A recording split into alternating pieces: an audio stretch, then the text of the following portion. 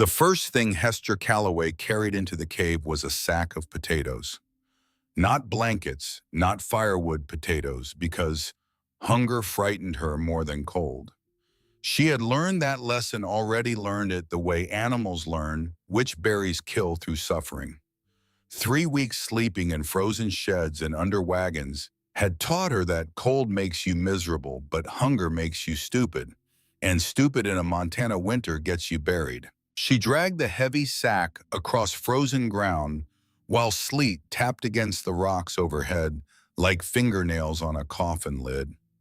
Her boots slipped twice, climbing the narrow path toward the hidden opening in the hillside, and the second time she nearly lost the potatoes over the edge, nearly watched 60 pounds of survival tumble down the slope into the brush below. She caught the rope at the last second, fingers burning shoulders, screaming, and held on. Below her, the valley chimneys of Garnet Creek smoked under a darkening sky. Maybe 200 people lived down there, spread across a collection of timber houses, a church with a crooked steeple, a supply store, a blacksmith shop, and the remnants of a copper mine that had once kept the whole town breathing. The mine was nearly dead now. Half the men who used to work it had moved on. The ones who stayed farmed thin soil and cut timber and pretended the good years might come back. Winter was coming early. Everyone knew it. The geese had already gone south. The wind had changed direction twice in a single week. And that was why they threw her out before winter arrived. Not because they hated her, because the arithmetic didn't work. 3 weeks earlier, Hester had been standing in the kitchen of the house she had lived in for 2 years. The house that belonged to Griff Pardee, the man her mother married 14 months after Hester's father died. Griff stood beside the table. He didn't shout. That somehow made it worse. He simply placed a piece of paper on the wood surface and waited for Hester to read it. She read it, a list written in Griff's careful hand. On the left side, columns of numbers representing food stores, firewood reserves, lamp oil, flour, salt, and dried meat. On the right side, the number of mouths to feed through winter and the number of weeks until spring. At the bottom, a simple subtraction. The numbers didn't balance. And beside the column of names, one had been crossed out with a single line. Hester Calloway. "There isn't enough," Griff said. His voice was flat, like a man reading a bill of sale. "Enough wood, enough food, enough room, enough patience. You can see the numbers yourself. I'm not asking you to leave. I'm showing you why someone has to." Hester looked at her mother. Bess Pardee sat at the far end of the table with her hands in her lap, staring at the floor. Her fingers gripped the fabric of her skirt so tightly her knuckles had turned white. Hester waited for her to say something. Anything.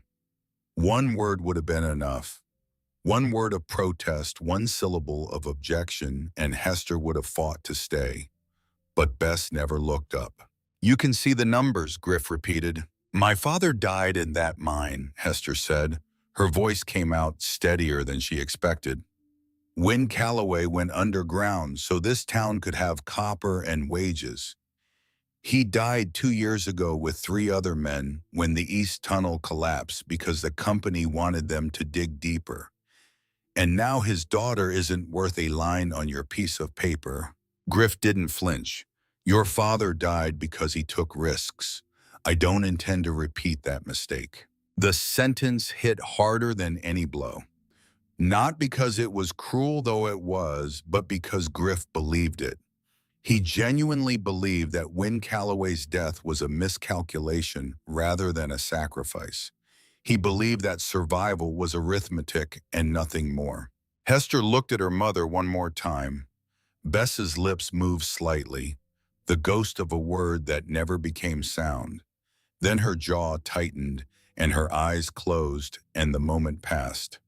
Hester understood then that her mother was not heartless. Her mother was empty. 3 brutal winters, a dead husband, a second marriage born from desperation and the slow erosion of poverty had hollowed Bess out until silence was the only thing she had left. Understanding didn't make it hurt less. Hester packed what she could carry into 2 canvas sacks, a change of clothes, a wool shawl her father had given her when she turned 15, a folding knife, a handful of coins saved from mending work, and a small leather pouch containing a lock of her father's haircut before they closed his coffin. She walked out before sunset without saying goodbye. The porch steps creaked under her boots the same way they always did. The gate swung shut behind her with its familiar iron squeal. She walked down the dirt road toward the edge of town, and she did not look back because looking back would have meant admitting she still hoped someone would follow. Nobody followed. The road stretched ahead empty and darkening, and Hester Calloway walked into it with everything she owned in 2 canvas bags and a feeling in her chest like a door being nailed shut from the inside. By dawn, snow had already begun falling. The first 3 nights nearly killed her. An abandoned equipment shed near the old mine shaft cold enough to see her breath crystallize in the lantern light. The walls had gaps between the planks where wind whistled through all night, and Hester lay on a pile of old burlap sacking with her coat pulled over her head, listening to mice scratch in the corners and her own teeth chatter. Under a wagon behind the feedlot the next night where rats scurried across her legs at midnight, and the ground was so cold it seemed to pull the warmth directly out of her bones. Then a root cellar someone had forgotten to lock, damp and black and smelling of rotten turnips, where she slept sitting up against the wall because the floor was too wet to lie down. Each morning the cold bit harder. Each morning she woke more exhausted than the night before, her joints stiff, her thinking slower, her will a little more frayed. On the 3rd morning she caught herself standing in the middle of the road staring at nothing, her mind completely blank, and she understood that she was beginning to shut down. Not her body, her mind. The coal was reaching into the place where decisions lived and dimming the lights one by one. She tried asking for help. She knocked on Amos Greer's door on the 2nd evening. Amos was a quiet man, a widower raising his 9-year-old son Prairie alone. He had gentle eyes and calloused hands and a house that smelled of wood smoke and boiled beans. He looked genuinely sorry when he told her he didn't have room. Hester could see past him into the small kitchen where Prairie sat at the table doing sums on a piece of slate, and she knew Amos was telling the truth. The house had 2 rooms. There was barely space for the 2 of them. But Amos pressed a piece of cornbread into her hand before she left, still warm from the stove, and the warmth of it against her palm almost made her cry. She tried the church next, but the door was locked, and Reverend Leland had gone to Helena to purchase winter supplies. His wife, Prue Leland, opened the parsonage door and let Hester sleep one night on the bench beside the stove.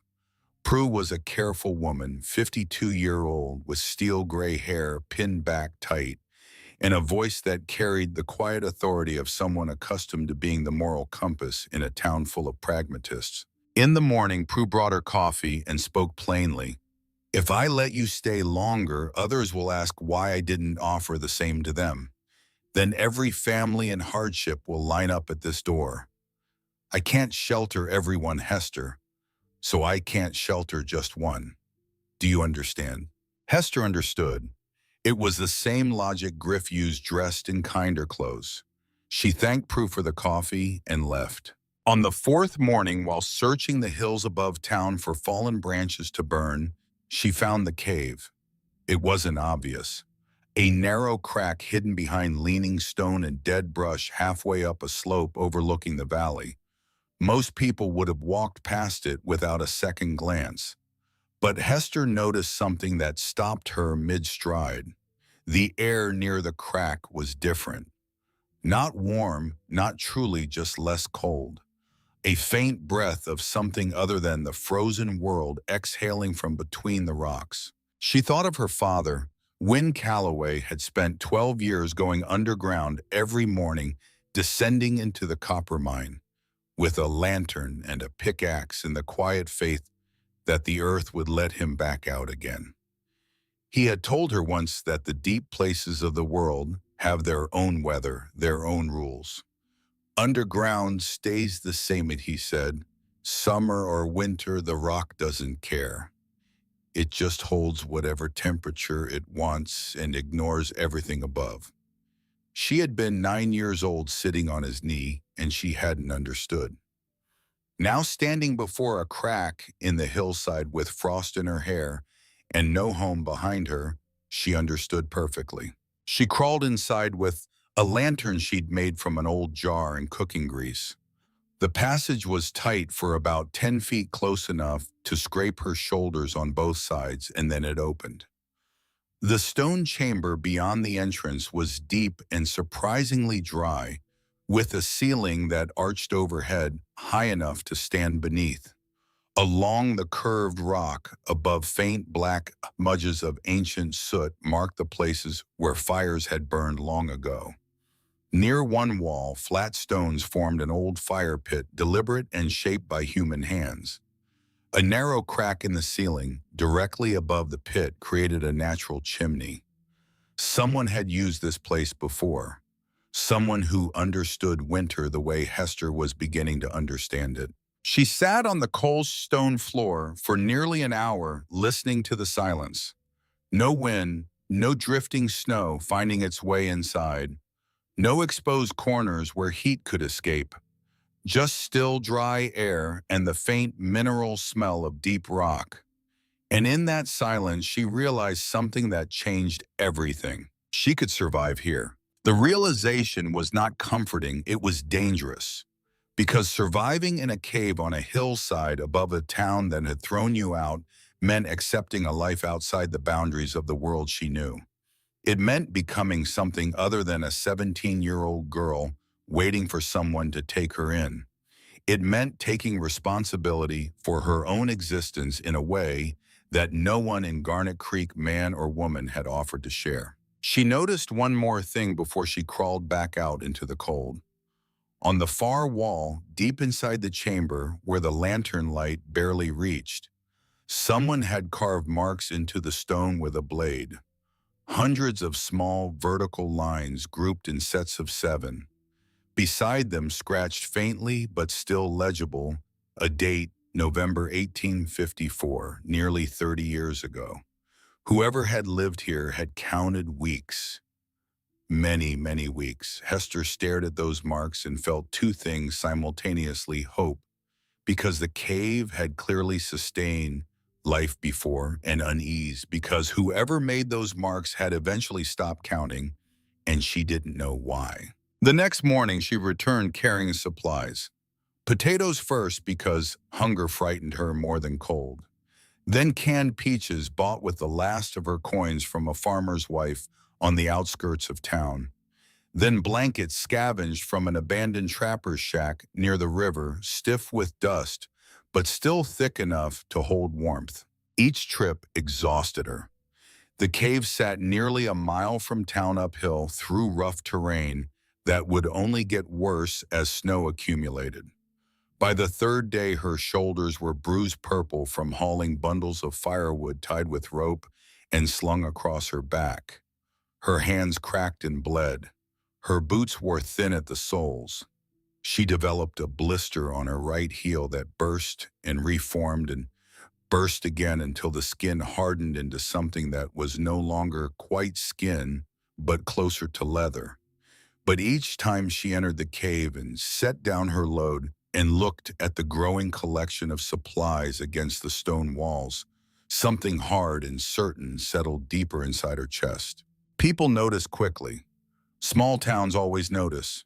Shep Galt spotted her first dragging a makeshift sled loaded with grain sacks toward the hills on the 4th morning. Shep was the town blacksmith, 31 years old, broad-shouldered, and absolutely certain about everything. He had the kind of voice that carried across open spaces whether he intended it to or not, and he used it the way some men use fists to fill silence before anyone else could. "What are you doing out there?" he called from the road. Hester kept pulling, preparing, For what? She glanced at the gray sky. EMI winner. Shep looked at the overloaded sled, then back at her. You planning to live in the woods? If I have to. He stared after her a while before shaking his head. Girl's gone half wild already, he muttered loud enough for her to hear. But Hester kept walking. She had stopped caring what Shep Galt thought of her around the same time she realized no one in this town had offered her a roof. Every day she hauled more. Flour-salted meat lantern oil matches sealed in wax cloth against moisture buckets for melting snow into drinking water. She organized everything carefully inside the cave with a precision that surprised even herself. Food along the colder rear wall where the temperature stayed lowest. Firewood stacked near the entrance where airflow kept it dry. Blankets raised above the stone floor on a platform of branches to prevent the cold ground from stealing heat while she slept. She even built shelves from fallen timber and scavenged planks, notching the joints with her folding knife until they held steady. The cave was transforming, not into something comfortable, into something functional, a machine for staying alive. Emmett Voss noticed the change in Hester's purchasing habits before anyone else, because Emmett Voss noticed everything that involved money. He owned the only general store in Garnet Creek and sat on the three-person town council, which in practice meant Emmett and two men who agreed with whatever Emmett said. He was 46, lean-faced with pale eyes that calculated the value of everything they looked at, including people. He wore pressed shirts even in autumn, as though respectability was a garment he couldn't afford to wrinkle, and he kept his store ledger in a locked drawer that he opened only when alone. He caught Hester outside the store on the morning she came to buy flour. "You've been buying more than normal," he said, leaning against the doorframe. "Other families need supplies too." "I'm paying full price," Hester replied. Emmett lowered his voice. "I have the right to refuse sale if I determine someone is hoarding in a way that harms the community. The town council supports me on that." Hester looked at him steadily. She understood what this was. Emmett Voss didn't care about community welfare. Emmett Voss cared about control. His store was the only source of provisions within 30 miles. Every family in the valley depended on him. If Hester proved she could survive independently, she existed outside his system. And people outside the system made Emmett nervous. She bought the flour that day, but she understood the supply line could close at any moment. When she stepped outside, someone grabbed her sleeve. Lorna Voss Emmett's daughter, 19 years old, and the closest thing Hester had ever had to a best friend before everything fell apart. Lorna had her father's sharp features, but not his sharpness. Her face was open where his was guarded, expressive where his was controlled. She pulled Hester around the corner of the building and pressed a bundle wrapped in cloth into her hands. "Salted pork," Lorna whispered. "Take it. Your father will notice. My father doesn't count the pork the way he counts the flour." Lorna hesitated, then added, "He doesn't hate you, Hester. He's afraid. If you survive on your own, people might realize they don't need him as much as he wants them to believe." It was a sharp observation. Lorna Voss was not foolish. She was trapped, a girl caught between loyalty to her father and a conscience she couldn't quite silence. Hester took the pork and said nothing more. But she held Lorna's hand for a moment before letting go, and Lorna squeezed back, and in that grip was everything neither of them could say aloud in a town where Emmett Voss had ears in every wall. Opal Fry was the only person in Garnet Creek who didn't laugh. The old widow, 68 years old and thin as a fence rail, watched Hester buying sacks of dried beans one evening from a farmer on the edge of town. She approached quietly and asked, "You found shelter?" Hester hesitated, then nodded once. Opal studied her carefully the way a woman studies weather signs she has learned to read over decades. "Underground." That surprised her. "How did you know?"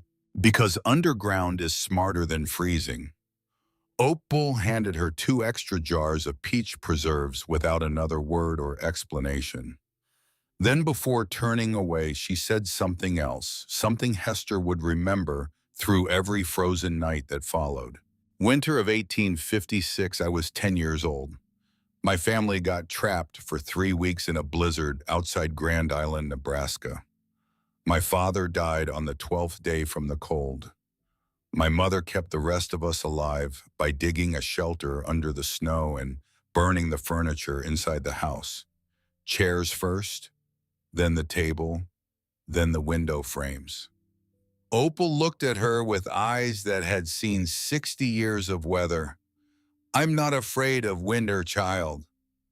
I'm afraid of people who refuse to prepare for it. Emmett Voss made it official 2 weeks before the first real snowfall. He refused to sell to Hester. Council decision, he told her when she approached the counter. The store was empty except for the two of them and the smell of lamp oil and dried corn. Resources are limited. Priority goes to established families. Hester left without arguing. There was no point. The council was Emmett and his echoes.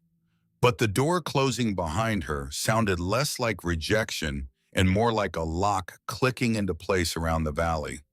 She was now cut off from provisions entirely.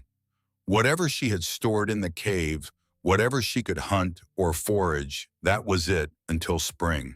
That evening, Lorna met her outside town in the fading light and handed over a small sack containing sugar and salt.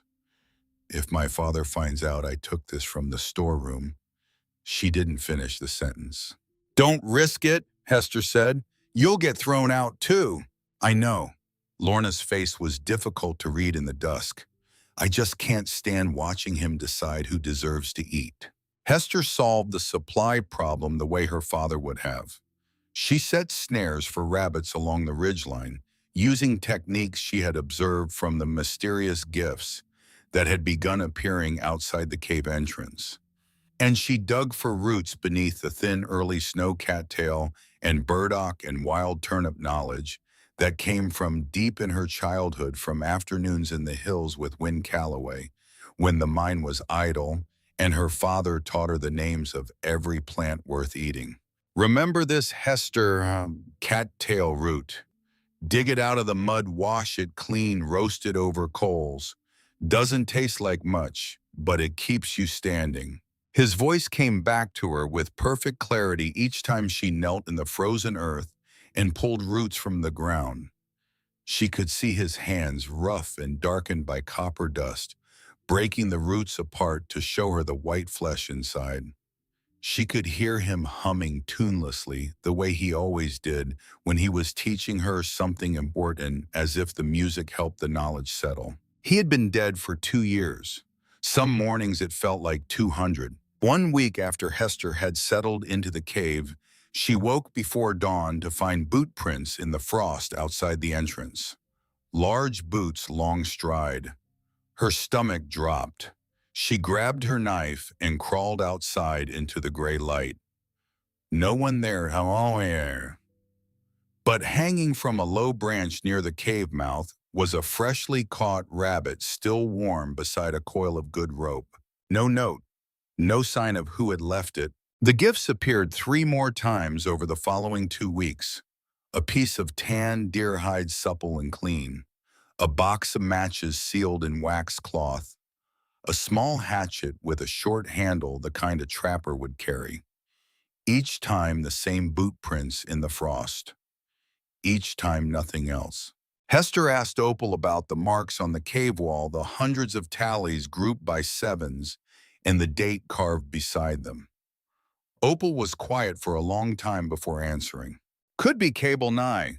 He was a fur trapper, lived alone in the mountains for years before he came down to the valley. People say he's odd, keeps to himself in a cabin on the far side of the ridge. She paused.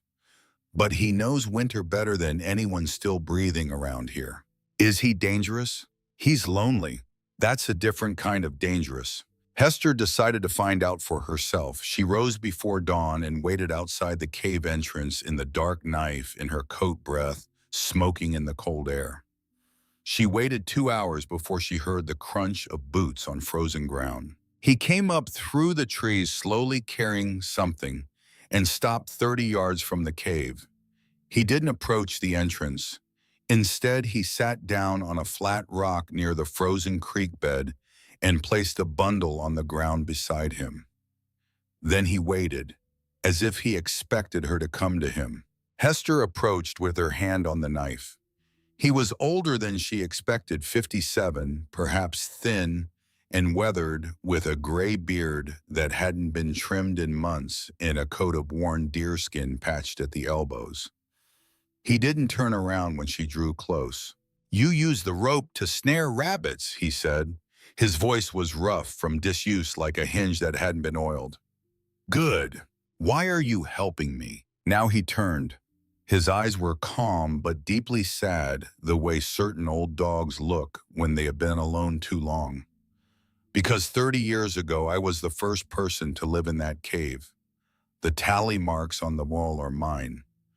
Every mark is 1 week. I spent 2 winters in there." He nodded toward the hillside.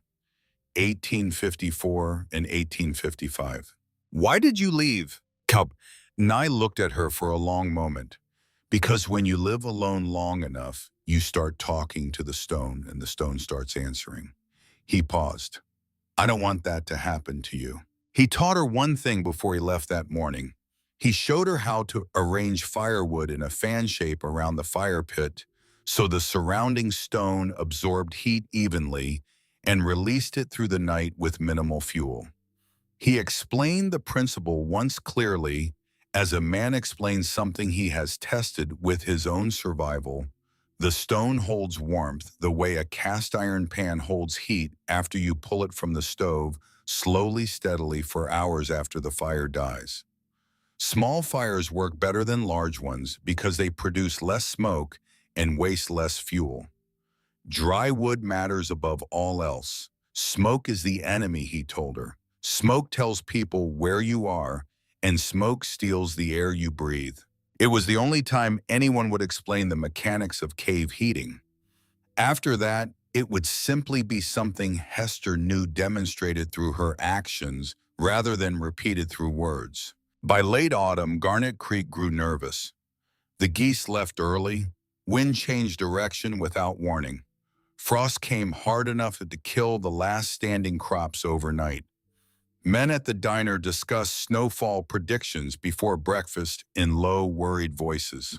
"Feels wrong this year. Too quiet. Something building up north." Hester heard them from the corner where she sat warming her hands near the stove, buying nothing, saying nothing. Then she returned to the cave and doubled her firewood supply. Shep Galt saw her again near the supply store, loading another sack of potatoes onto her sled, purchased from the same farmer's wife on the outskirts who still sold to her. He laughed softly. "Stocking enough food for an army." Hester tightened the rope, maybe just enough for winter. "You can't hide in a cave until spring." She looked toward the mountains, where the peaks had already vanished behind a wall of iron-gray cloud. "Watch me." Then Emmett Voss's supply van spread.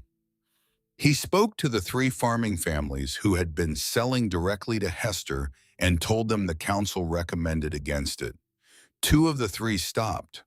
Only the Greer family, Amos and his boy Prairie, continued leaving a small sack of dried corn by the trail marker every Thursday without comment. Hester told no one about this. Some debts you repay by remembering. One evening, as the sky turned the color of a bruise along the northern horizon, Opal Fry stopped Hester on the road outside town. The old woman's breath came in thin clouds. Her eyes were fixed on the distance. "Big storm coming," she whispered. "How big?" Opal looked toward the pale northern sky, where the clouds had begun to stack in heavy dark layers that Hester had never seen before. Big enough that people should have started preparing weeks ago. Hester thought about the supplies stacked safely in the cave, the shelves she had built with her own blistered hands. The firewood arranged in precise rows, the potatoes along the cold rear wall, the jerky hanging from hooks she had carved into the rock, the blankets raised above the floor. 3 months of work by a girl everyone considered surplus. Then she thought about the valley below. The family still acting as though this winter would be like every other winter. The men in the diner who talked about storm totals but never changed their preparations. The children who had no say in their parents' choices. She felt two things at once, and both were true. Relief that she had prepared, and guilt for feeling relieved. The next day, Hester walked into the diner during the morning hour when most of the men gathered. She stood near the door, still wearing her coat dusted with frost from the walk down, and said clearly enough for everyone to hear, "A bad storm is coming, not an ordinary one. You should increase your wood supply and food stores now today, before the roads get worse." Emmett Voss was sitting near the window with a cup of coffee. He looked at her and smiled the way a man smiles at it has wandered into charm. "The girl who lives in a cave is telling us how to prepare for winter. You don't even have a house." Shep Galt, sitting nearby, added, "If the storm's as bad as all that, we've got timber homes and cast iron stoves. What have you got, a hole in a hill?" A few men chuckled. Amos Greer stared into his coffee and said nothing. Prue Leland, who had come in to buy bread, added in her measured voice, "Hester, dear, the men here have lived through more winters than you've been alive." Hester looked around the room one more time. She looked at every face. She wanted to remember them. Not out of spite, but because she knew that in a few days some of these faces might look very different, and she wanted to remember what certainty looked like before the world proved it wrong. Then she left. Nobody followed her. Nobody asked what she had seen or what Opal had told her. She walked back up the hill through the first flurries of what would become the worst storm Garnet Creek had ever known, and she did not look back. That night, alone in the cave, she sat beside the fire and listened to the wind begin to change. Not yet a storm, just a warning. The sound a river makes before the flood arrives, a low vibration you feel in your teeth before you hear it with your ears. She had told them. They hadn't listened. And now the question that would define the next 8 days of her life began forming in the darkness of that stone chamber, quiet as the cold itself. When the storm came and people started dying, would she open this door? Or would she become exactly the kind of person who had thrown her out? The blizzard arrived on a Tuesday night, 3 days after Opal Fry's warning, and it did not arrive gently. Hester was sitting beside her fire in the cave when she heard it coming. Not the wind itself, but something before the wind, a pressure change that made her ears ache and her lantern flame bend sideways without any draft she could feel. Then the sound hit, a roar so deep and sustained that it seemed to come from inside the mountain rather than from the sky above it. The flame steadied. The cave walls did not tremble, and outside the world she had known broke apart. Snow did not fall that night. It attacked. It drove sideways in sheets so thick and fast that within the first hour the entrance to the cave became a white wall of moving ice. Wind struck the valley below with a violence that Hester could hear even from inside the stone chamber, a sustained hammering against timber and glass and anything foolish enough to stand upright. She sat wrapped in blankets, feeding her fire carefully, and listened to the storm spend its rage against the hillside while the cave absorbed the noise the way deep water absorbs a thrown stone, completely without effort. That was what frightened her. Not the storm, the cave's indifference to it, because the calm inside meant the destruction outside was far worse than she had allowed herself to imagine. If the cave barely noticed this storm, the storm was something beyond ordinary winter. And down in the valley, 200 people had prepared for ordinary. She did not sleep. She sat with her back against the stone wall and stared at the entrance, and thought about the question she had asked herself the night before, whether to open this door, whether the people who had laughed at her, refused her, crossed her name off a piece of paper, deserved the things she had built with her own bleeding hands. She thought about her father, what Win Calloway would have done. The answer came immediately, and without doubt, he would have already been halfway down the hill with a lantern and a rope and his coat open because he'd given his scarf to someone who needed it more. That was the kind of man he was. The kind of man who went deeper into a collapsing mine because he heard someone calling for help. The kind of man who died because he couldn't walk away from another person's trouble. Hester wasn't sure she was that kind of person. She wasn't sure she wanted to be. Being that kind of person had killed her father.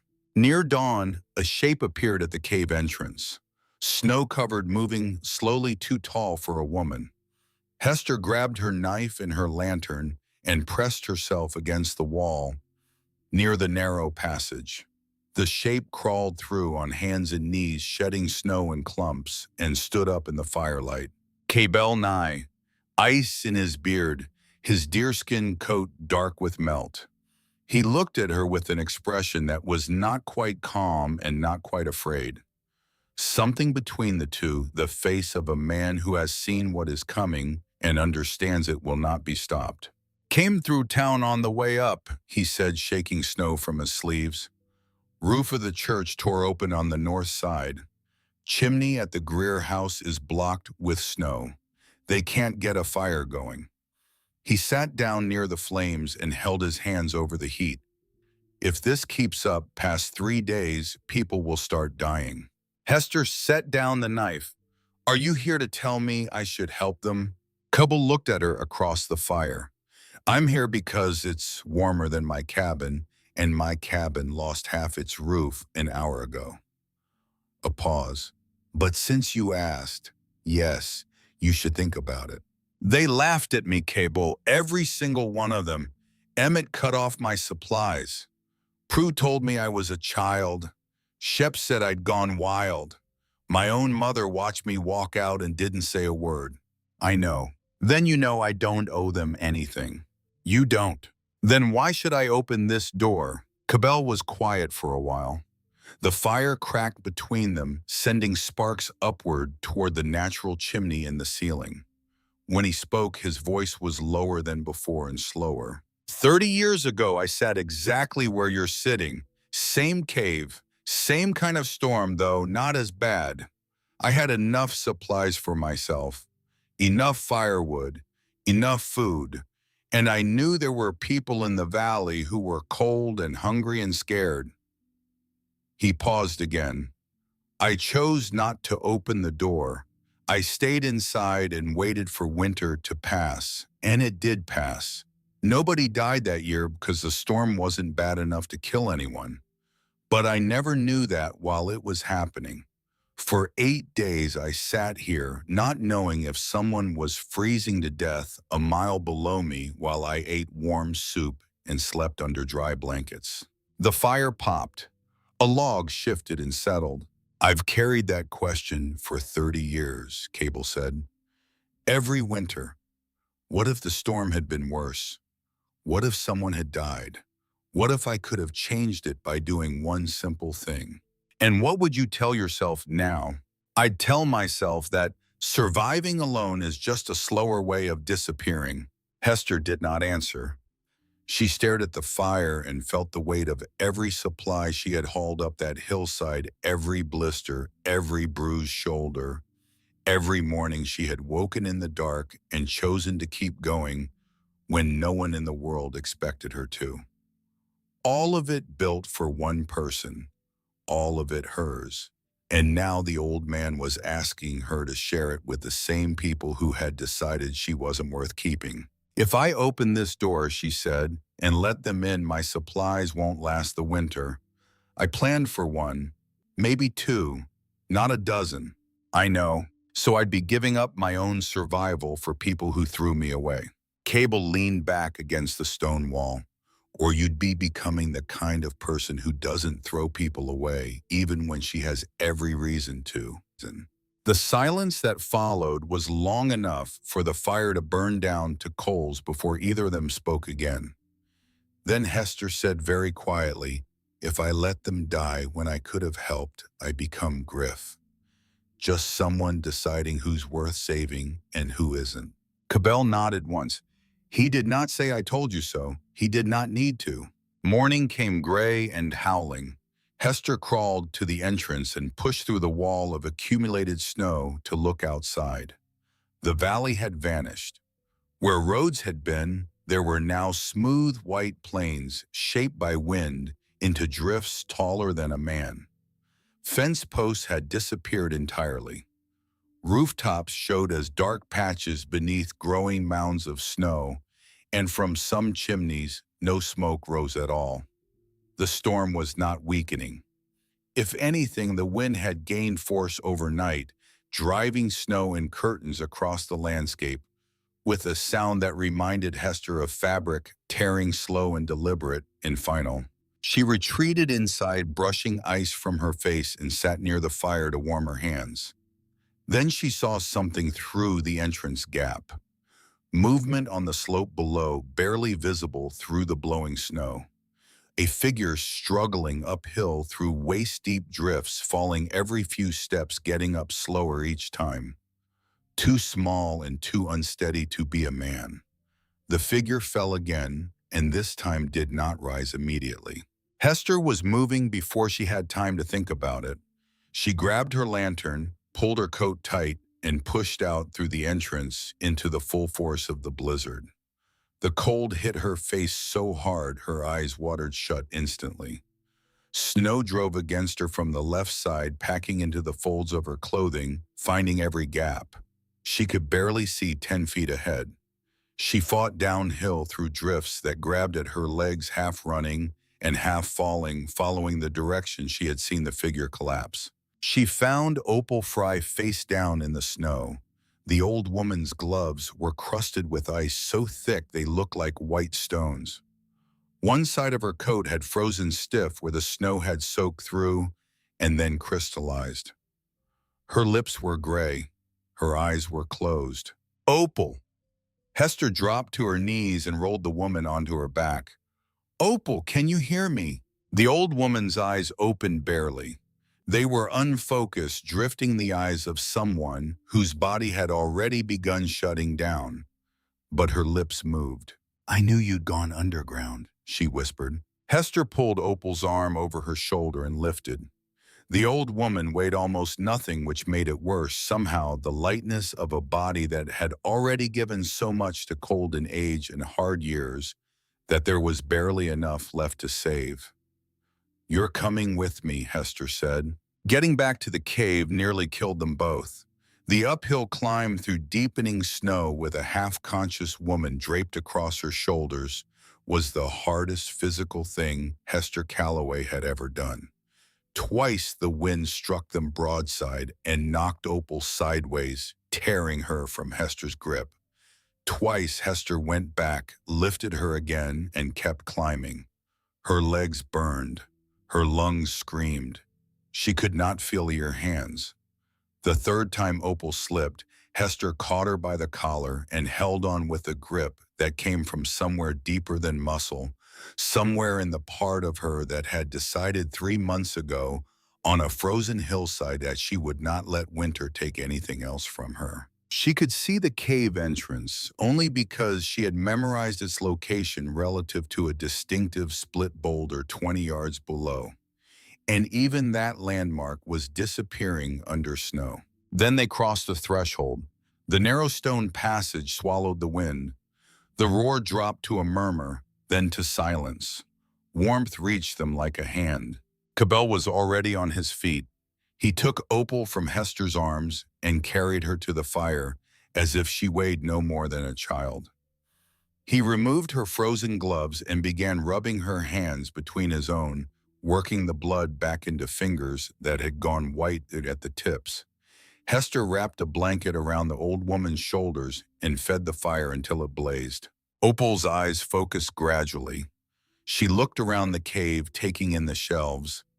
The stacked wood, the organized rows of provisions, the platform bed raised off the floor.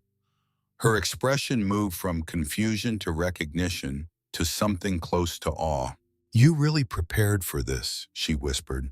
"Someone had to," Hester said. They were trapped inside for 2 full days after that.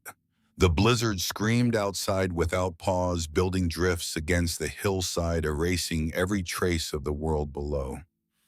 Inside the cave, the three of them settled into a rhythm. Hester managed the fire. Cabel melted snow in buckets for drinking water.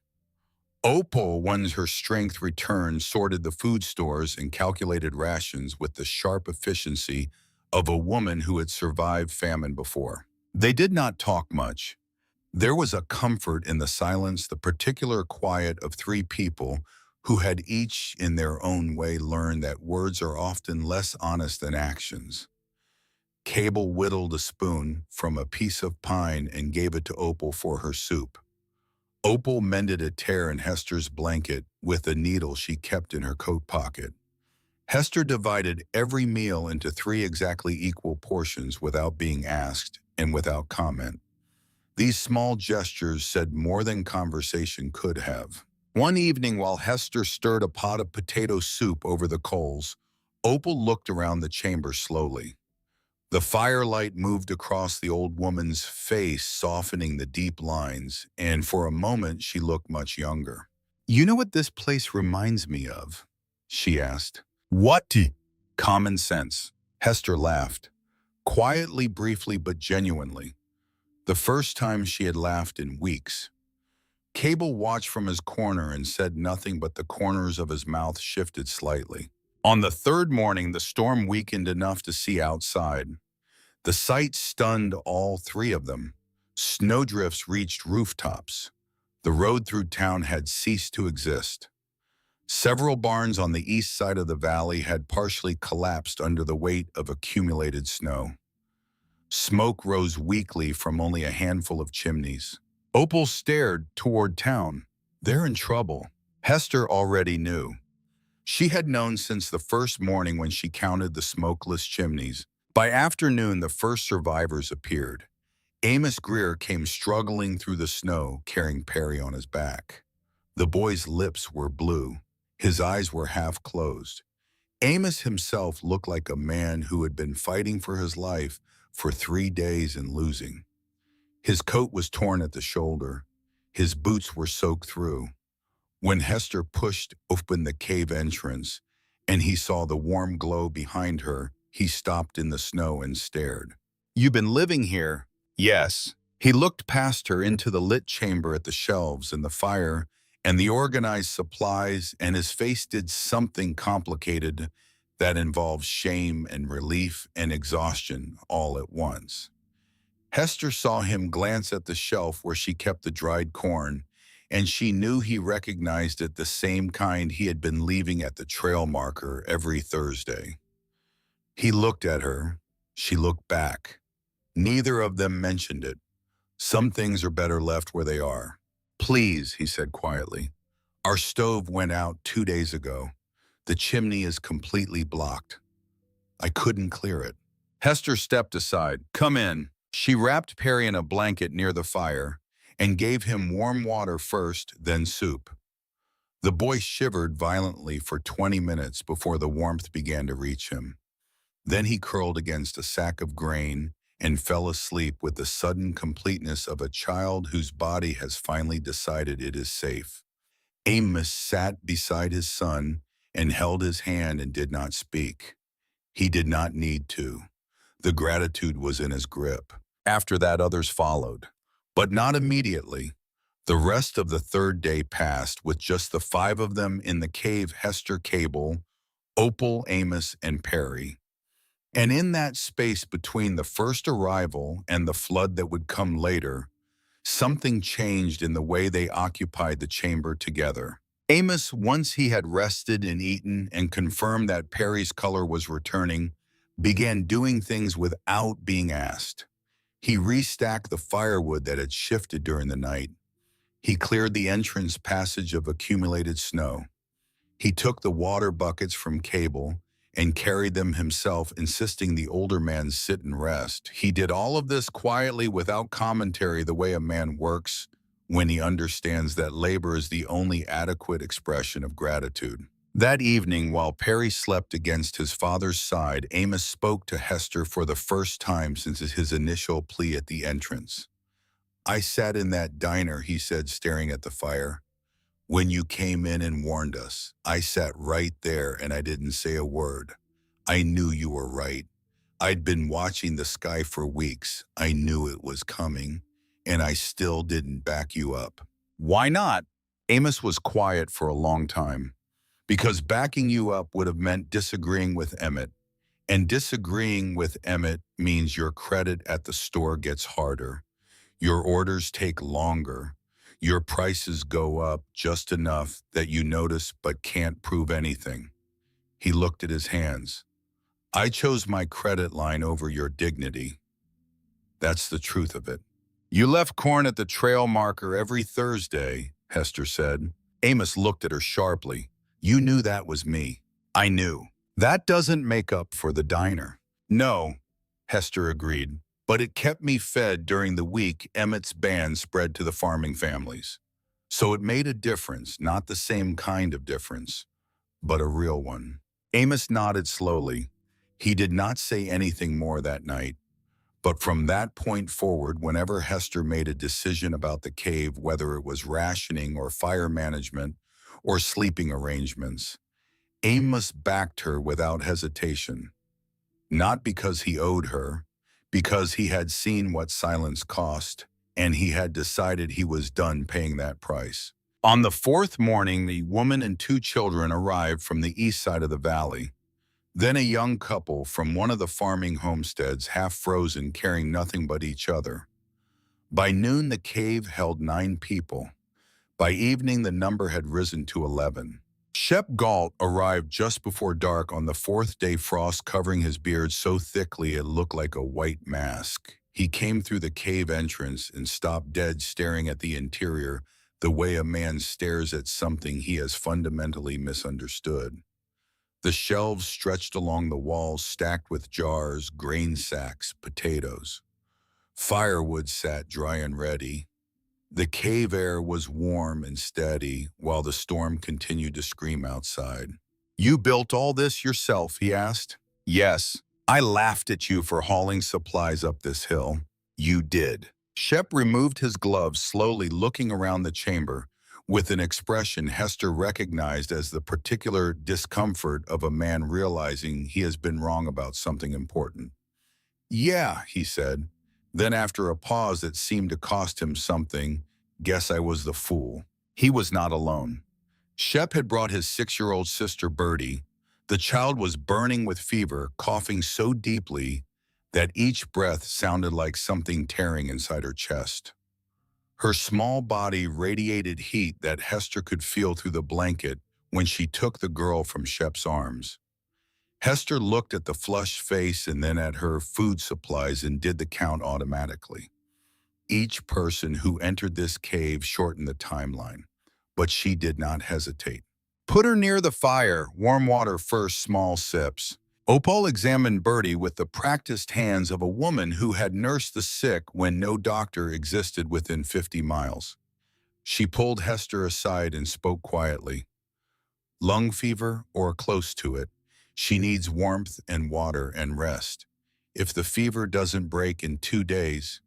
She left the sentence unfinished. Shep heard. He sat down beside Birdie and took her hand, and his face went white. The big-voiced blacksmith who had called Hester wild sat in the firelight, holding his little sister's fingers and looking like a man who had discovered that all his certainty about the world amounted to nothing. His hands, which could bend iron, trembled visibly as he stroked the girl's hair. By the 5th day, nearly a dozen people sheltered inside the cave. Families shared blankets near the fire. Children slept against sacks of grain. Snowmelt simmered in a kettle suspended over coals. Prue Leland had arrived on the 4th day, wet and shaking, and had not said a word about children or experience or knowing better. She simply sat where Hester told her to sit and accepted the food Hester gave her and watched the 17-year-old girl manage a cave full of frightened adults with the quiet competence of someone who had been preparing for this moment without knowing it. And then Virgil Schenk arrived with his son. Virgil was 40 years old, a broad-chested farmer with hands like shovels and a voice that filled rooms whether rooms wanted filling or not. His son Tad, 16, thin and watchful, followed behind him carrying a bundle of wet blankets. They came in on the fifth evening, and Virgil immediately began complaining about the cold and the cramped space and the lack of proper food. He paced the cave like a penned animal, muttering about his farm and his livestock and the unfairness of being reduced to sleeping in a hole in the ground beside people he normally wouldn't share a fence line with. That night, when Hester divided the evening rations into equal portions, Virgil stood up. "I'm twice the size of half the people in here," he said, pointing at his portion. "I need more than that." "Equal portions," Hester said. "No exceptions. Who gave you the right to make rules? This isn't your house. It's a hole in the ground." Shep stepped forward, positioning himself between Virgil and Hester. "She built this place. She stocked it. She's the reason any of us are alive right now. You want to argue about portions, you can argue outside." Cabel spoke from the shadows near the back wall, his voice low and even. "I've seen men kill each other over half a loaf of bread in winter. Equal shares is the only way nobody dies by another person's hand." The cave went silent. Firelight moved across the faces of a dozen people, casting long shadows up the stone walls and making everyone look older and more fragile than they were. Virgil looked around for someone who would back him. No one met his eyes. Then his own son spoke. "Dad, stop." Tad's voice was quiet but firm. "She's right." Virgil looked at his son as if he had been struck. Tad did not look away. For a long moment, the two of them stood there, father and son, and something shifted between them that had nothing to do with food portions and everything to do with what a boy sees when he watches his father choose selfishness in front of strangers. It was the kind of moment that cannot be undone. Tad would remember this for the rest of his life, and so would Virgil, and both of them knew it. Virgil sat down. He took his portion without another word, but his eyes stayed angry. Later, when the others were asleep, Tad came to where Hester was banking the fire for the night. "I'm sorry about my father," he said. "You don't need to apologize for someone else." "I know, but someone needed to say it." He went back to his blanket and lay down. And Hester watched him for a moment, this boy, who was almost her age, and who had just chosen honesty over loyalty in front of a cave full of witnesses. She understood the cost of that choice because she had made a version of it herself the night she walked out of Griff Party's house and chose survival over belonging. On the sixth night, there was a sound at the entrance, soft, barely audible above the wind. Hester crawled to the passage and pushed snow aside and found Lorna Voss crouched in the gap, shaking violently, her hair matted with ice, a small sack clutched against her chest. "Lorna." Hester pulled her inside. Lorna's teeth were chattering too hard for her to speak clearly. Hester brought her to the fire and wrapped a blanket around her and waited until the shaking slowed enough for words. "I took food from the storeroom," Lorna finally said. She opened the sack, flour-dried corn, a handful of salted pork. "Not much, but something. Father saw me take it. He said if I walked out that door, I wasn't his daughter anymore." Hester looked at the girl she had known since childhood, the girl who used to steal apples with her from the orchard behind the church, the girl who had slipped her salted pork the day Emmett turned her away. "So why did you come?" Lorna's eyes filled. "Because he's keeping the storeroom locked. He has 200 pounds of flour and 100 pounds of salt pork and 40 jars of preserves in there, and he's only giving supplies to the families he chooses. The Wheelers." The Duns, people who owe him money or favors. Everyone else gets nothing. She wiped her face with the back of her shaking hand. I couldn't sit in that house and watch him decide who gets to eat while a 6-year-old girl is sick in a cave because her brother couldn't afford to buy medicine that doesn't exist. Hester pulled Lorna close and held her. Two girls who had been thrown out by their families, one for being surplus and one for having a conscience, sitting together in a cave that had become the only honest shelter in a valley full of locked doors. That night, Bertie's fever reached its peak. The child burned so hot that the blanket over her was damp with sweat. Her small body jerked with coughs that seemed to come from somewhere far deeper than her lungs. Opal stayed beside her through every hour, changing wet cloths on her forehead, spooning warm water with honey into her mouth, whispering words that might have been prayers, or might have been instructions, or might have been both. Cabel had brought a small jar of honey from his cabin before the roof collapsed. Shep sat next to his sister and held her hands so tightly his knuckles were white. He did not speak. He did not move. He did not eat when Hester brought him food. The man who had opinions about everything sat in absolute silence and watched his sister fight for her life and discovered that all his words were worth nothing. At some point past midnight, Bertie stopped coughing.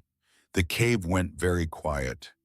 Shep's hand tightened on his sister's fingers, and his breathing stopped, and Hester felt the entire cave hold its breath.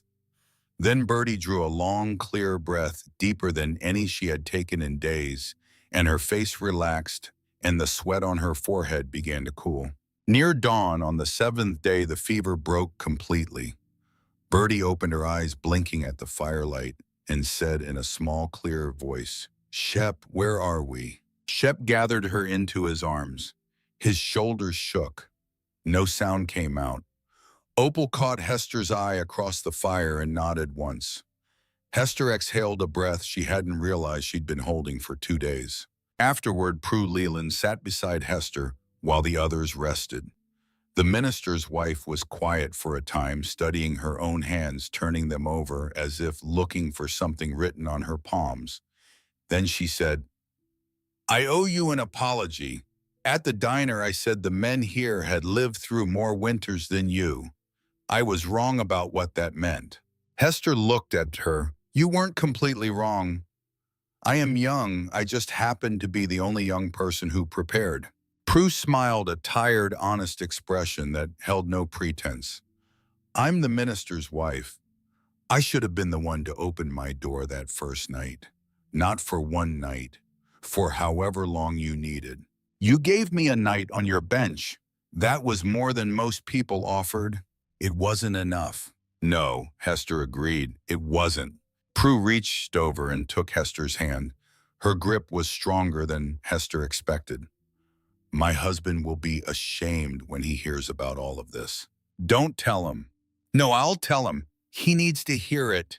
This whole town needs to hear what it looks like when the person you failed is the same person who saves you." On the 7th evening, Hester counted the remaining supplies while the others slept.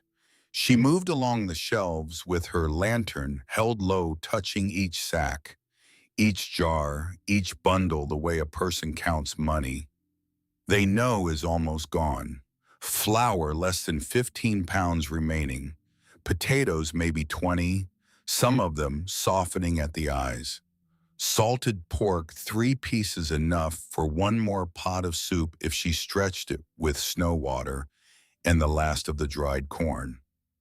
The preserves were gone, entirely eaten on the 4th day when the Wheeler children arrived crying, and she had nothing else sweet enough to stop their tears. She thought about what Griff would say if he could see her now. He would say the numbers don't lie. He would say she had proven his point by running out of food in exactly the way he had predicted, only faster because she had chosen to feed 12 mouths instead of 1. And he would be right about the numbers. But Hester had learned something this winter that Griff Pardee would never understand. There are things that matter more than numbers. The sound of Bertie breathing clearly after 3 days of fever. The look on Amos's face when Perry fell asleep safe and warm. The weight of Opal's hand on her shoulder in the dark. Those things don't fit into columns. They don't subtract. The numbers were still grim. At the current rate, they had enough food for 2 more days if she cut the portions by a third. Water was not a problem since they had endless snow to melt. Firewood would last perhaps 4 days. But food was the wall they were heading toward, and she could see it clearly now. She told only Cabel. He looked at her and said what she already knew. If the storm doesn't stop by day 9, we go outside regardless. Some chance is better than none. That night, with the others asleep and the fire burned low, Hester sat near the entrance and stared into the dark. The wind had shifted, coming now from the northwest, and it carried a sound she couldn't identify, a deep, intermittent groaning from somewhere far away, as though the mountains themselves were tired of holding so much weight. Lorna came and sat beside her. Neither spoke for a while. Then Lorna asked, "Are you afraid?" "Yes." "Of what, the storm?" Hester shook her head slowly.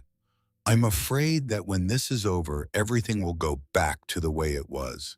They'll thank me. Maybe. Then they'll forget. Then I'll be the girl who got thrown out again. The surplus." "That won't happen," Lorna said. "There are some things people can't forget. This is one of them." Lorna went back inside to sleep. Hester stayed. After a few minutes, Cabel came and sat where Lorna had been. He did not look at Hester. He looked out at the storm, at the darkness and the driving snow, and when he spoke, his voice was different than she had heard before. Softer.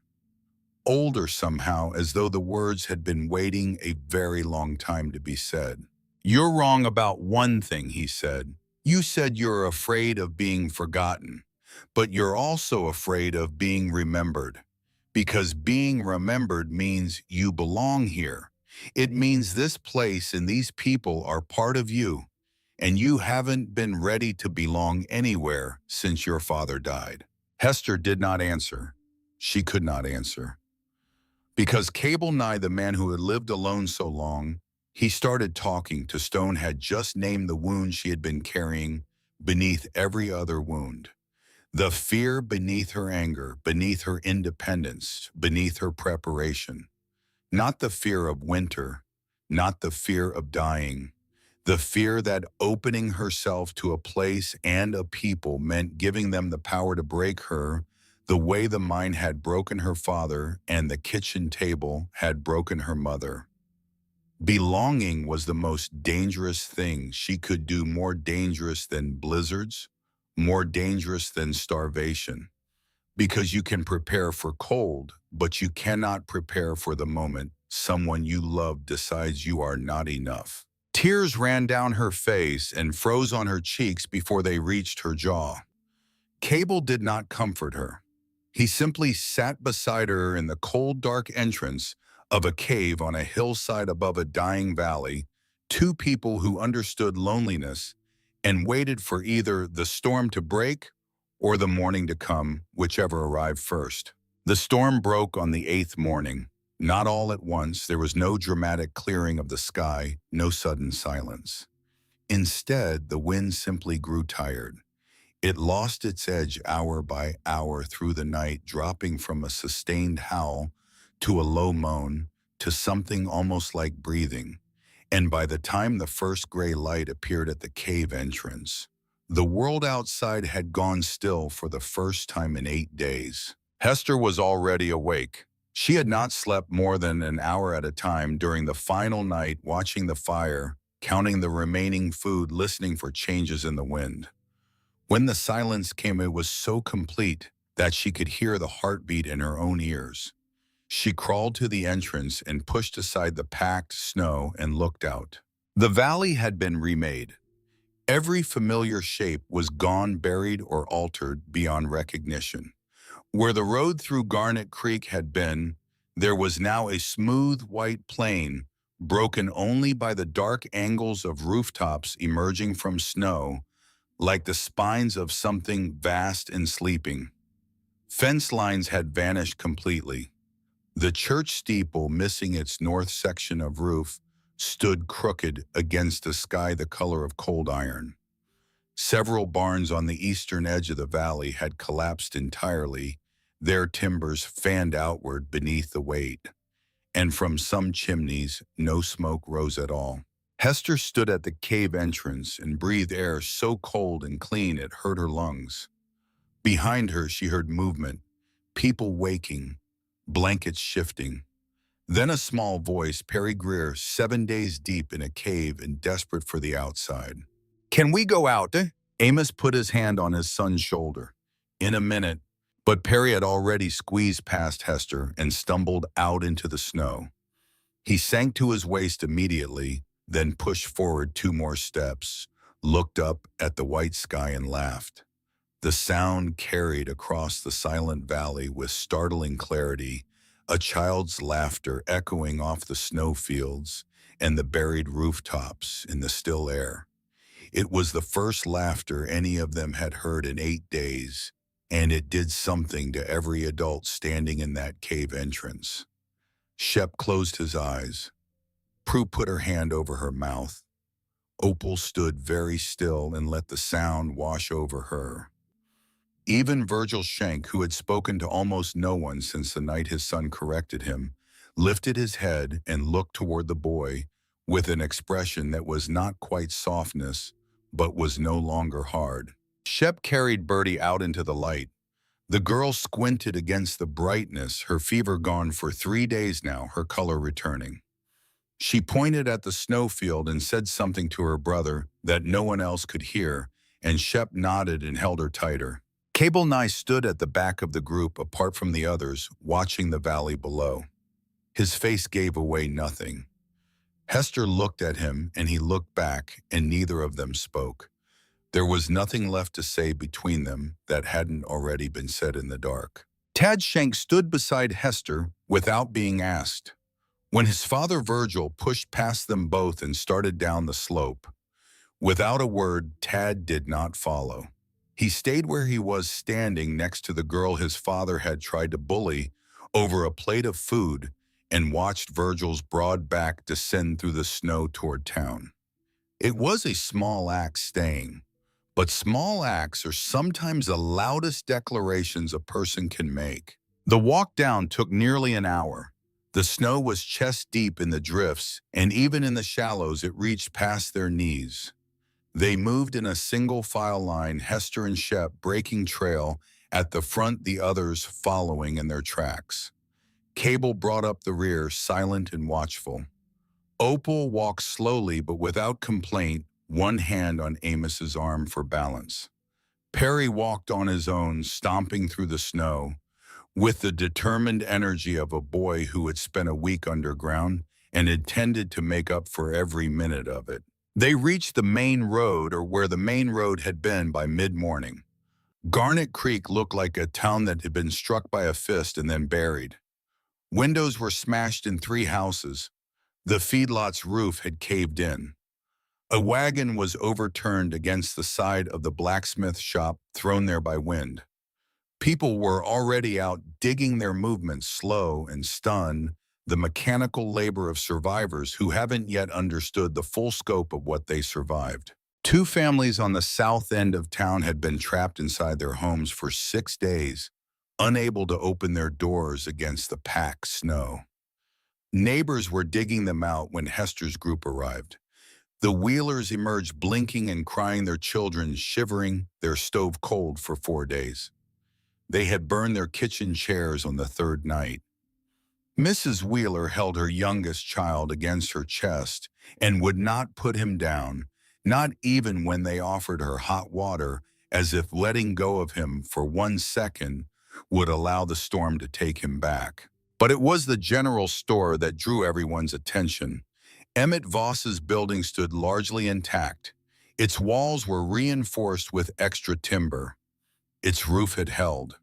Its windows were shuttered and sealed. While every other structure in Garnet Creek had suffered damage or partial collapse, the general store looked as though it had been built for this specific storm. Because it had. Emmett had spent the weeks before the blizzard fortifying his own building, reinforcing his own walls, protecting his own inventory. While the rest of the town prepared normally, Emmett Voss had prepared exclusively for himself. Shep Galt walked toward the store with a look on his face that Hester had not seen before. Not anger exactly, something colder and more deliberate. He stopped in the trampled snow in front of the store's door, which was barred from inside, and called out, "Emmett, open the door." Nothing. Hester and the others gathered behind Shep in the churned snow. More townspeople arrived, drawn by the confrontation coming from all directions through the drifts. Within 10 minutes, nearly half the town stood in front of Emmett Voss's store in the cold morning air. "Emmett," Shep's voice was louder now. "Open the door or I'll open it myself." The bar lifted. The door swung inward. Emmett Voss stood in the doorway, thinner than Hester remembered, his face drawn, his pale eyes moving across the crowd and calculating. He looked like a man who had been expecting this moment and dreading it in equal measure. "You locked this store during the worst storm in the history of this valley," Shep said. His voice carried in the still air. "You sat in here with 200 pounds of flour and 100 pounds of salt pork and God knows what else, while Bertie nearly died of lung fever in a cave." "I protected my inventory," Emmett said. His voice was steady, but his hands were not. "I have a right to protect what's mine." "A right." Shep repeated the word as if tasting something rotten. "Bertie is 6 years old. I offered supplies to families who came to me. Several families received provisions." "The families you chose," Amos Greer said from the back of the crowd. Quiet Amos, who never raised his voice, who never argued, who had sat silent in the diner the day Hester tried to warn the town. He pushed forward now until he stood in the open space between the crowd and the store door. His son Prairie stood behind him watching, and Hester realized with a start that this was the first time she had ever seen Amos Greer angry. It transformed him. The gentle widower with the kind eyes and the calloused hands became something harder, something forged, and when he spoke, his voice carried an authority that had nothing to do with volume and everything to do with conviction. "You chose who got food based on who owed you favors. The Wheelers, the Dunns, families who were already in debt to this store. Everyone else, including my boy Prairie, got nothing." Emmett opened his mouth. Amos continued, and for the first time since Hester had known him, the quiet widower's voice had iron in it. "My son's lips were blue when I carried him up that hillside to Hester's cave. He was 9 years old and turning blue, and I had nothing to give him. Nothing, because you locked this door." The crowd shifted. Hester watched faces change. People who had lived alongside Emmett for years, who had bought from his store and owed him credit and tolerated his position on the council, looked at him now with an expression that went beyond anger. It was recognition, the recognition of a thing they had always known but chosen not to see. Hester stepped forward. She did not raise her voice. In the silence of that crowd, she did not need to. "You refused to sell to me 3 months ago," she said. "You told me I was hoarding in a way that harmed the community. Then you locked your store during a blizzard and distributed supplies only to people who served your interest." She paused. "So which one of us was harming the community, Emmett?" The silence that followed was absolute. Emmett looked at Hester, then at the crowd, then back at Hester. His mouth opened and closed without producing sound. Behind him, in the dim interior of the store, rows of supplies were visible on shelves, organized and intact, enough provisions to have fed half the town through the storm. Amos Greer spoke again. "I'm calling for the council to remove Emmett Voss from his position overseeing winter supply distribution. Effective immediately. All in favor, raise your hand." Prue Leland's hand went up first, then Shep's. Then one by one hands rose across the crowd. The Wheelers who had burned their chairs, the neighbors who had dug them out, the families who had received nothing. And finally, standing at the back of the crowd with his jaw set and his eyes on the ground, Virgil Schenck raised his hand. Tad, standing beside Hester, raised his hand too, and father and son both saw each other in that moment, arms raised for the same cause, and something passed between them. That was not forgiveness, but might have been its beginning. Every hand was a nail. Hester watched Emmett count them with those calculating eyes and understood that she was witnessing the end of something more than a man's position on a council. She was watching a man discover that the power he had built by controlling what people needed could be destroyed in a single morning by those same people deciding they no longer needed him to survive. Emmett looked across the crowd one final time, and his gaze found Lorna.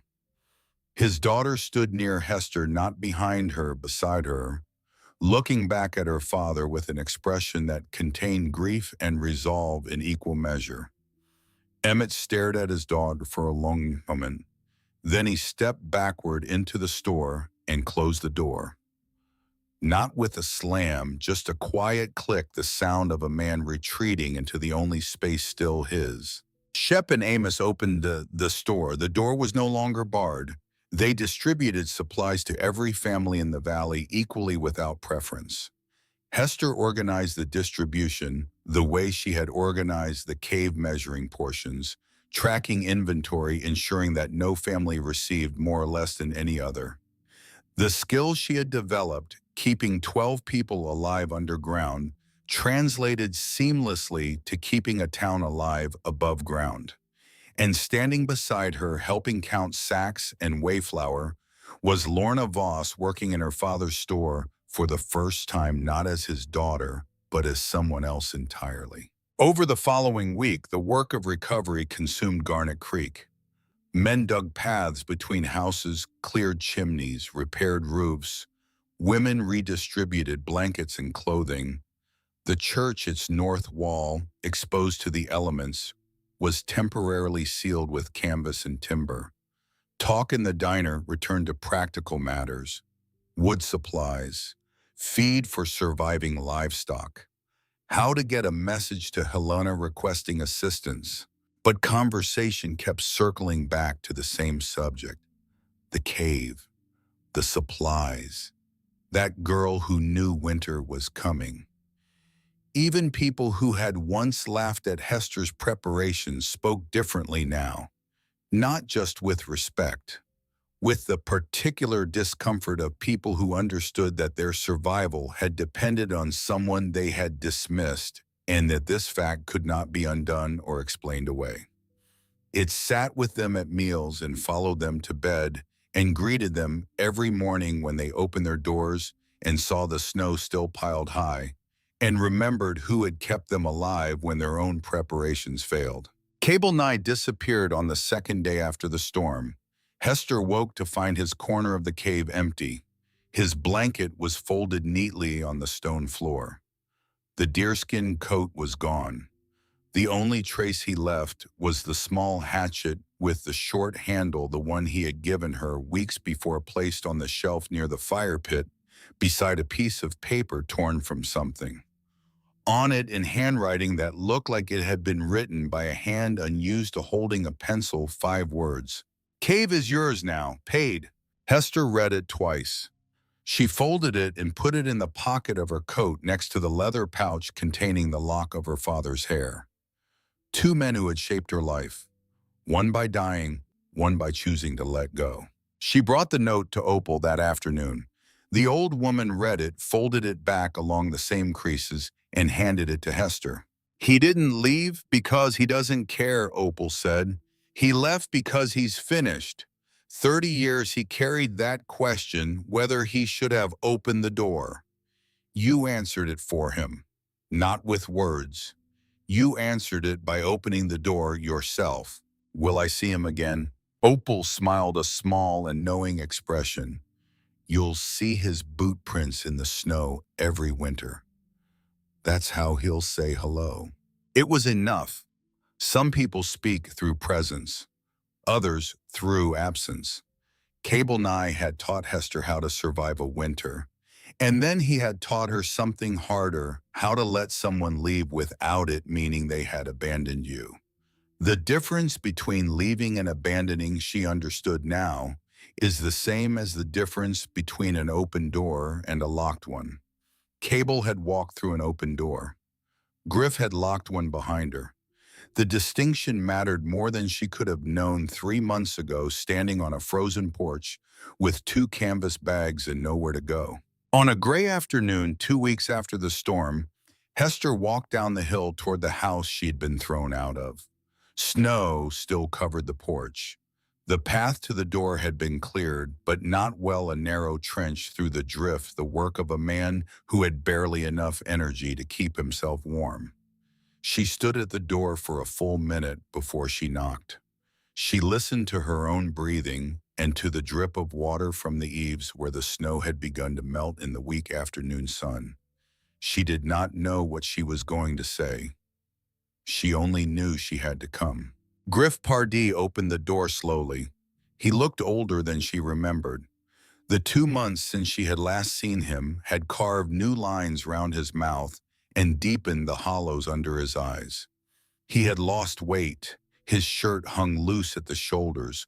Behind him the kitchen was dim, the stove burning low, and the house smelled of boiled turnips and cold wood, and the particular staleness of a place where the windows haven't been opened in too long. For a moment neither of them spoke.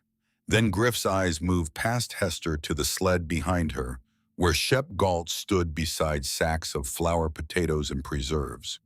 Shep had volunteered to help without being asked. "You came back," Griff said. Hester looked past him into the kitchen. The table was still there. She could see the surface where Griff had placed his piece of paper 3 months ago, the columns of numbers, the crossed-out name. She looked at that table and felt something she did not expect. Not anger, not triumph. A kind of clarity that exists only on the other side of survival, when you have proven something so completely that the need to be acknowledged has burned away. "No," she said. "I came to see if my mother needs supplies." Griff stood in the doorway. He did not move aside immediately. Hester could see him processing the situation, the same calculating mind that had reduced her to a line on a ledger, now trying to understand how the girl he had subtracted from his household had returned carrying more provisions than he had stored for the entire winter. "I'm not angry at you, Griff," she said. "You were right that there wasn't enough for 4 people in this house. But you were wrong about one thing. You thought I'd be a burden. I wasn't." Griff looked at the sacks of food on the sled. His mouth worked for a moment before he found words. "I didn't think you would." He stopped. "Survive," Hester finished. "Be this strong." It was not an apology. Griff Pardee was not capable of apology, but it was an admission, and for a man who lived by certainty and calculation, admitting that his numbers had been wrong was perhaps the most difficult thing he had ever said. Hester accepted it for what it was. She had learned over the course of this winter that people offer what they can. Opal offered mending and myrtle. Cabel offered silence and a hatchet. Amos offered dried corn at a trail marker. Griff offered 3 words of recognition. Each gift was shaped by the person who gave it. Expecting more was a recipe for bitterness, and Hester was done being bitter. Bess Pardee appeared behind her husband. She looked smaller than Hester remembered, thinner. Her hair uncombed, her eyes already wet. But this time she did not stare at the floor. She looked directly at her daughter, and when she spoke, her voice was steady in a way it had not been for years. "The night you left," Bess said, "I stood at the window and watched you walk away until I couldn't see you anymore. Then I went back to the kitchen table and I burned Griff's paper." Griff turned to look at his wife. He had not known this. Bess met his eyes without flinching. I burned it because I didn't want to see my daughter's name crossed out on our table every day for the rest of the winter. That was my answer, the only one I had the strength to give. The kitchen was silent. Hester looked at her mother and understood something she had not understood before. Bess had not been empty that night. She had been shattered. The difference between emptiness and brokenness is that broken things still have edges, still cut, still hold the shape of what they used to be. Bess's silence in the kitchen had not been consent. It had been the sound of a woman who had exhausted every reserve of strength she had and could not produce one more syllable of resistance. But she had resisted afterward in the only way she could, by destroying the document that erased her daughter. It was a small act, a piece of paper burned in a cold kitchen while a girl walked away into the snow. But small acts, Hester had learned, are sometimes the loudest declarations a person can make. Hester took her mother's hand. Bess gripped it back with a force that surprised them both. "I know," Hester said. 2 words. Not forgiveness, not yet, but a bridge narrow and fragile placed across the space between them, with the understanding that bridges are built from both sides and this one would take time. Hester left the supplies on the table and walked out without staying for dinner. At the edge of the porch, she turned back and saw her mother standing in the doorway watching her go. Bess's back was straight, her chin was up. She did not look at the floor. And beside her, Griff Pardee stood in his own kitchen and stared at the table where his piece of paper had been and was no longer. And he said nothing because there was nothing left to say that the winter had not already said for him. In the weeks that followed, Lorna Voss did not return to her father's house. She stayed in the cave with Hester until the deepest cold had passed, sleeping on the platform bed, learning to manage the fire-eating meals they cooked together over coals. They did not talk much about Emmett. There was no need. But sometimes late at night, when the fire was low and the cave was quiet, Lorna would stare at the entrance, and Hester knew she was thinking about her father alone in his fortified store, surrounded by supplies and silence, and wondering whether loneliness was a punishment or a choice or both. Then one morning in late February, Lorna told Hester she was going back. "He's sick," Lorna said. She was sitting near the fire, her knees drawn up, staring at the low flames. "Coughing badly. No one's checking on him." Hester did not try to talk her out of it. "Will he let you in?" "I don't know." Lorna stood and brushed ash from her skirt. "But someone has to go." She looked at Hester with an expression that held no irony in it despite the echo. They both recognized the words. Hester had said them to Opal the night she dragged her through the blizzard. Someone had to. The phrase had become something larger than itself, a kind of compass that pointed toward the difficult thing, the necessary thing, the thing that nobody else was willing to do. Lorna walked down the hill that morning toward the general store.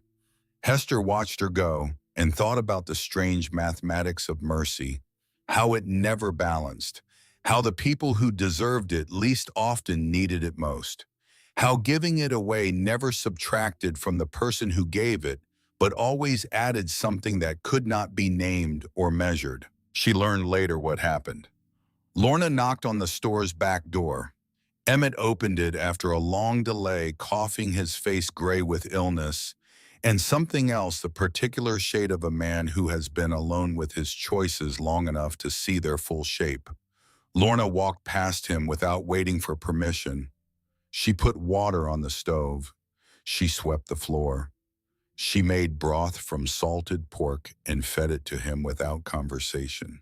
When Emmett finally asked, his voice rough and diminished, "Why did you come back?" Lorna answered with 4 words, "Because someone had to." She did not explain further. Emmett did not ask further. Certain sentences carry enough weight to end a conversation and begin a different one at the same time. Emmett Voss never apologized to the town. That was not the kind of man he was. But the store reopened in March at the old prices with no restrictions and no favorites. And every week after that, a sack of flour appeared outside the cave entrance without a name or a note attached. Lorna knew it was from her father. She never mentioned it to him. There are conversations that are better conducted through sacks of flour than through words. Spring came to Garnet Creek the way it always came to the Montana high country, slowly and with suspicion, as though the mountains were not entirely convinced that winter had agreed to leave. Snow receded in patches. Creeks began to move beneath their ice. The first green appeared on the south-facing slopes where the sun hit longest. The town began to rebuild and to change. Root cellars were expanded. 3 new storm shelters were dug into the hillside along the ridge. Families started putting up preserves in September instead of November. Firewood quotas doubled. The council, now without Emmett, established a community supply reserve stored in the church basement, maintained year-round, available to any family regardless of means or standing. Reverend Leland, who had returned from Helena 2 days after the storm ended and spent his first night back on his knees in the damaged church, personally oversaw the construction of the reserve shelves. Prue stood beside him and hammered nails and said nothing about the bench or the one night or the girl she had turned away. Hester did not leave the cave.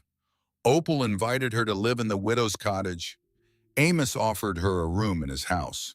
Prue said the parsonage had space. Each offer was genuine, each was declined. The cave was hers. She had found it with her own stubbornness, built it with her own labor, defended it with her own judgment. It was the first and only thing in her life that belonged to her, completely not granted by a parent, not rented from a landlord, not conditional on someone else's calculations. She had carried potatoes up a frozen hillside when no one believed she would survive, and the cave had answered by keeping her alive.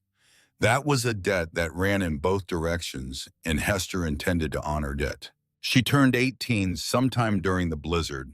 She was not sure of the exact date. She had stopped counting days after the 5th person entered the cave, and by the time the storm ended, and she thought to check, her birthday had passed somewhere in the noise and cold and soup and firelight without anyone knowing, including herself. It didn't matter. Birthdays are measurements, and Hester had learned that the most important changes in a life do not happen on schedule. On the first warm day of April, Opal Fry climbed the hill to the cave carrying a cloth sack.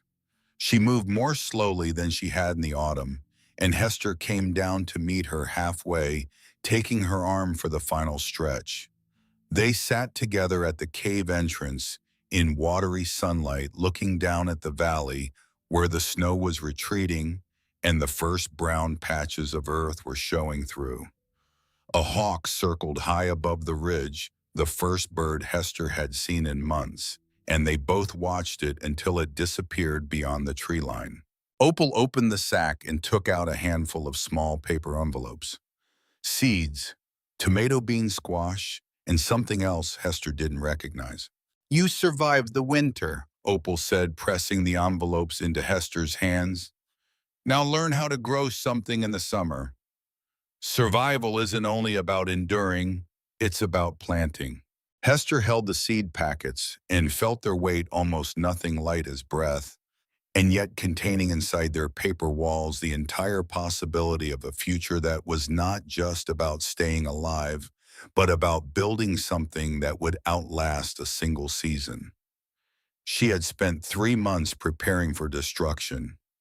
Now someone was asking her to prepare for growth. The difference between the two, she realized, was the difference between a closed fist and an open hand. Both require strength, but only one of them can hold a seed. "Thank you, Opal." The old woman patted her hand. "Thank me in August when you've got tomatoes." Hester smiled. A real smile, not the cautious half-expression she had rationed out during the winter months. A full smile that reached her eyes and changed the shape of her face, and for one moment made her look exactly her age 18 years old, sitting in sunlight with a handful of seeds and the whole summer ahead. The cave stayed stocked year-round after that, not hidden anymore, not secret. People called it Winter Hollow, and the name spread through the valley the way good names do naturally without anyone deciding.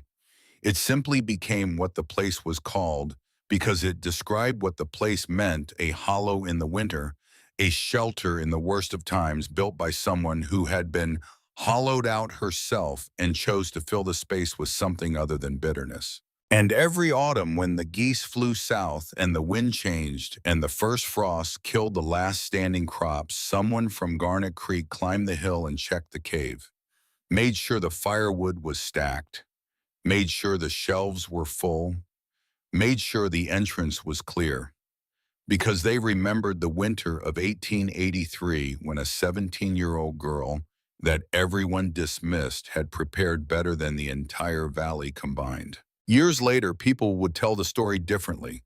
Some made Hester older, some made the storm shorter, some forgot Emmett Voss entirely, or merged him with Griff, or left out Cabel Nye because his part was difficult to explain to people who had never been that lonely. Stories do that. They simplify. They smooth the edges and round the numbers and lose the specific weight of individual moments in favor of a cleaner arc. But the people who had been in that cave, the ones who had eaten Hester's soup and slept against her grain sacks and watched her divide food with steady hands, while a blizzard screamed outside, those people never simplified it. They told the whole story, every part, including the parts that made them uncomfortable, including the part where they laughed at her, including the part where they looked away. Because the point was never that Hester Calloway survived. The point was that she survived and then opened the door anyway.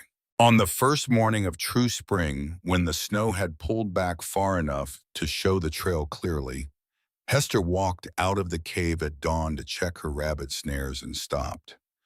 There, in the thin remaining snow leading up from the tree line and ending 20 yards from the cave entrance, was a line of boot prints. Large boots, long stride. The prints came up the hill, paused, and then turned back toward the forest without approaching the entrance. Nothing was left beside them. No rabbit, no rope, no hatchet. Just the prints themselves walking toward the cave and then walking away as if the person who made them had come only to see that the entrance was clear and the stone above it was solid and the girl who lived inside was still there. Hester stood in the early light and looked at those prints for a long time. Then she went back inside and added a new mark to the wall beside Cabel Nye's old tallies. Not a weak mark, a single vertical line carved with her folding knife beside his hundreds, separated by 30 years and a few inches of stone. It was the only mark she ever made. She didn't need to count anymore. Counting is what you do when you're waiting for something to end. And Hester Calloway was no longer waiting. She was already home.